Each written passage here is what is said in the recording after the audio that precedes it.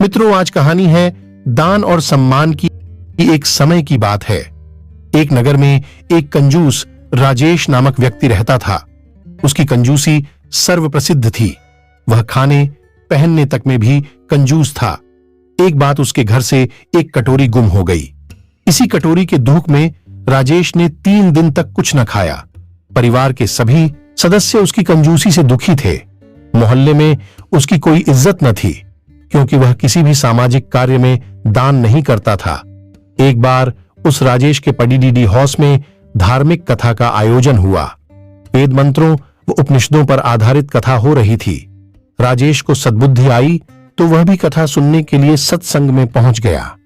वेद के वैज्ञानिक सिद्धांतों को सुनकर उसको भी रस आने लगा, क्योंकि वैदिक सिद्धांत व्यावहारिक व वास्तविकता पर आधारित एवं सत्य असत्य का बोध कराने वाले होते हैं। कंजूस को और रस आने लगा। उसकी कोई कदर न करता, फिर भी वह प्रतिदिन कथा में आने लगा। कथा के समाप्त होते ही वह सबसे पहले शंका पूछता। इस तरह उसकी रुचि बढ़ती गई। वैदिक कथा के अंत में लंगर का आयोजन था, इसलिए कथावाचक ने इसकी सूचना दी कि कल लंगर होगा। इसके लिए जो श्रद्धा से कुछ भी लाना चाहे या दान करना चाहे तो कर सकता है। अपनी अपनी श्रद्धा के अनुसार सभी लोग कुछ न कुछ लाए।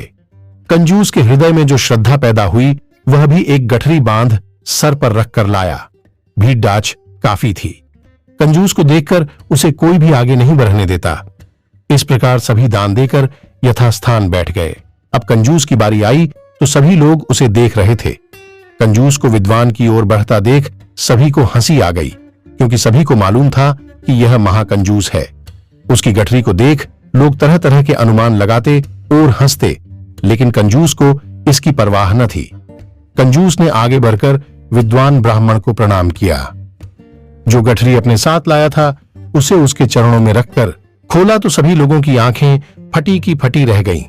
कंजूस के जीवन की जो भी अमूल्य संपत्ति, गहने, जेवर, हीरे जवाहरात आदि थे, उसने सब कुछ को दान कर दिया।